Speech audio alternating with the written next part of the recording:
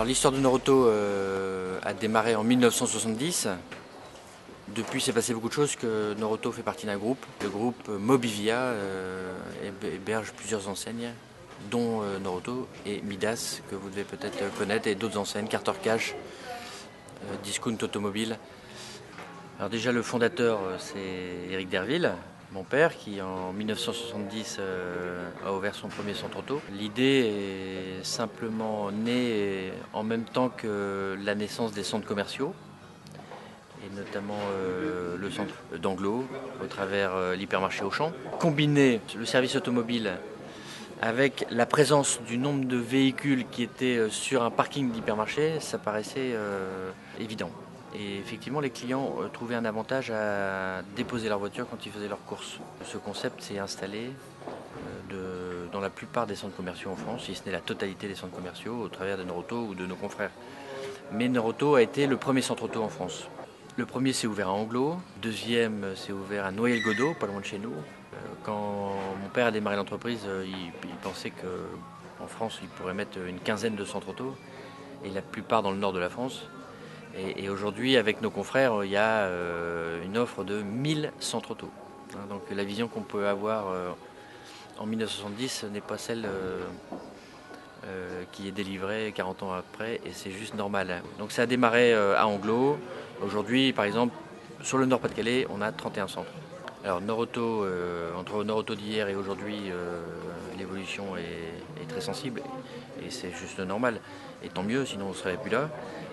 Mais quand ça a démarré, il y avait deux parties. Il y avait le Norauto que vous connaissez aujourd'hui, un magasin, un atelier, et puis un autre métier qui était la vente de véhicules d'occasion, qui a été très vite arrêté. L'entreprise s'est recentrée sur son métier d'aujourd'hui, qui est un magasin et un atelier. Maintenant, dans l'offre du magasin et de l'offre de l'atelier, là aussi ça a énormément évolué. À l'époque, c'était 60 prestations dans l'atelier, aujourd'hui c'est 140.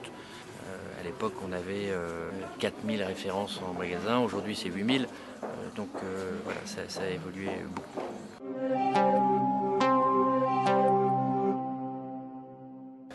Le métier de Norauto a évolué. Par le passé, c'était principalement de la distribution de pièces et d'équipements. Aujourd'hui, on va dire qu'il y a un relatif équilibre entre les produits qui se vendent directement en caisse et les produits qui passent par l'atelier. On est devenu une entreprise de service, beaucoup moins de distribution. L'atelier est la raison pour laquelle les clients nous choisissent, parce qu'on offre de la rapidité, on offre un prix plus compétitif que le constructeur, on adresse l'ensemble des marques automobiles du marché, donc le client trouve un intérêt à venir chez nous pour la pièce technique, pour l'équipement de son véhicule, l'équipement confort, mais surtout pour l'atelier. Quand on a démarré Norauto, il y avait peut-être 50 prestations en atelier. Aujourd'hui, on a 150 prestations en atelier. Donc vous voyez bien que l'offre s'est terriblement élargie. Tout comme l'offre dans le magasin. On vendait des toits ouvrants en quantité industrielle. Aujourd'hui, ça n'existe plus, le toit ouvrant. On vendait de l'échappement en quantité industrielle. Aujourd'hui, c'est un marché qui a terriblement évolué avec l'évolution des matériaux. Il y a moins de sel sur les routes. L'échappement est devenu un tout petit secteur. On vendait beaucoup d'autoradios. Aujourd'hui, le rapport à l'électronique en voiture a beaucoup évolué. Il s'agit de GPS. Voilà. Donc l'offre évolue en fonction de la façon dont évolue technologiquement le véhicule. Mais retenez une chose, quand on a démarré, on était une entreprise de distribution. Et l'atelier était, j'ai envie de dire, un mal nécessaire pour faire son métier de distributeur. Aujourd'hui, on est vraiment une entreprise de service.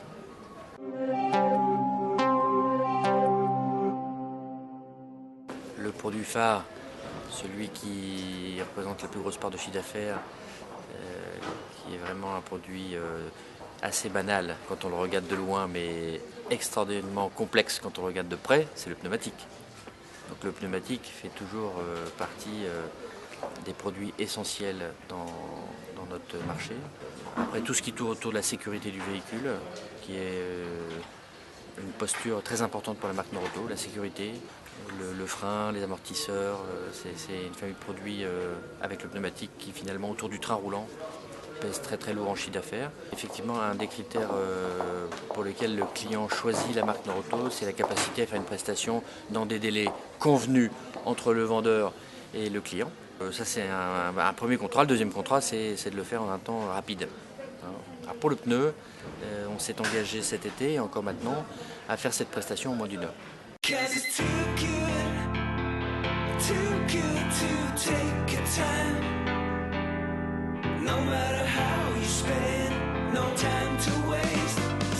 Parce que votre temps est précieux, chez Norauto, nous nous engageons à monter vos pneus en 1 heure maximum.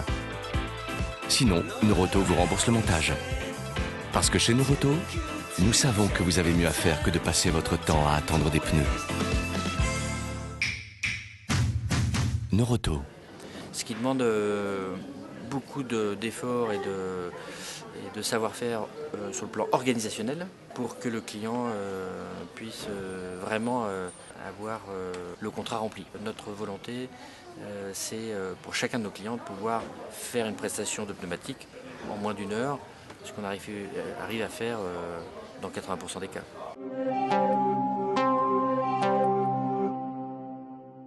Les clients apprécient chez nous le choix, cette capacité à vendre tout sous le même toit. Ça, c'est la première chose que j'ai envie de vous partager. La deuxième chose, c'est le côté sympathique. Sympathique et droit. Je pense qu'ils voient dans l'enseigne Norauto, et peut-être parce qu'on vient du Nord aussi, ils voient une entreprise sympa et sérieuse. Et la troisième chose, les qualités prix-rapidité sont la troisième raison pour lesquelles ils viennent chez nous, en tout cas ce qu'ils retiennent de notre enseigne. Maintenant, ce qu'on essaye, c'est de renforcer l'image autour de l'innovation, par exemple, puisque l'automobile est un secteur qui évolue beaucoup. Et qu'est-ce qui fait évoluer l'automobile? C'est les constructeurs. Et je pense qu'on gagnerait à faire apparaître chez nous une capacité à innover, ce qui est le cas d'ailleurs. L'entreprise fait terriblement évoluer son métier, son modèle commercial, au travers de l'évolution de produits, au travers de l'évolution des services. Et donc, moi j'aimerais bien que cette image puisse aussi évoluer sur des aspects que sont l'innovation.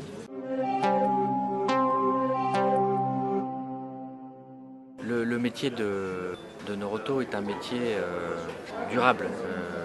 On aura toujours des véhicules, ça c'est la bonne nouvelle.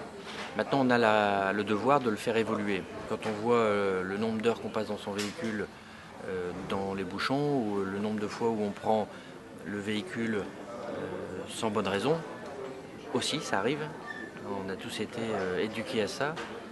Et c'est évident que la façon dont on va se rendre mobile dans le futur, encore plus qu'aujourd'hui, va évoluer terriblement. Et donc l'entreprise Norauto a le devoir d'accompagner ça, voire être initiateur de cette transformation.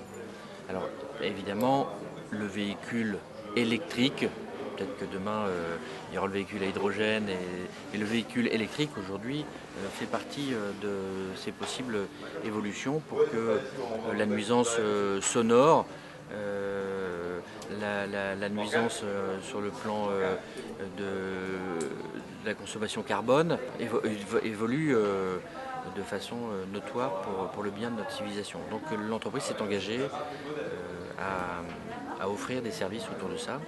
Alors, on vend des vélos électriques et des scooters électriques parce qu'on pense que pour des déplacements de 0 à 3 km, c'est une très belle alternative. 0 à 3, 0 à 4, 0 à 5 km, c'est une très belle alternative à l'automobile. Dans tous les cas, la mission de l'entreprise, c'est de permettre au plus grand nombre de se déplacer durablement. Et donc durablement, ça veut dire faire évoluer la façon dont on se bouge. So nice to meet you, that you dream to meet so, well fancy that. So, how about that Friday? That was such a good day. We had some fun. Yeah.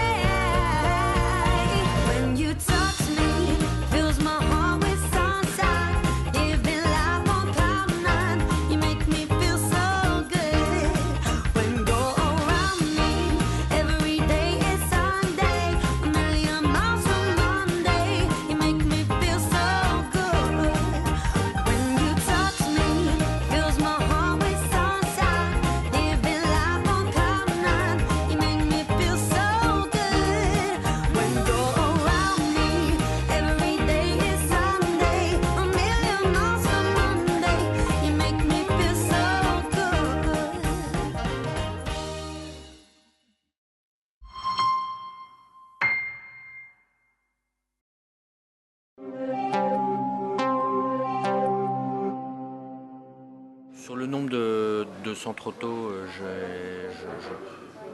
pense que c'est pas un secret, mais on a la volonté de continuer notre expansion en France, tout comme à l'étranger, particulièrement en Espagne et en Italie. Nous avons aussi le devoir en matière d'évolution de transformer l'entreprise en une entreprise multicanale. Et c'est un challenge terrible pour nous comme pour d'autres entreprises. Le magasin n'étant plus la seule destination, hein, Internet peut être la destination, le téléphone peut être une façon de rentrer en contact avec la marque. Donc c'est transformer l'organisation de l'entreprise pour en faire une entreprise multicanale. Donc ça c'est un des challenges qui est peut-être beaucoup plus complexe que celui de développer le nombre de points de vente.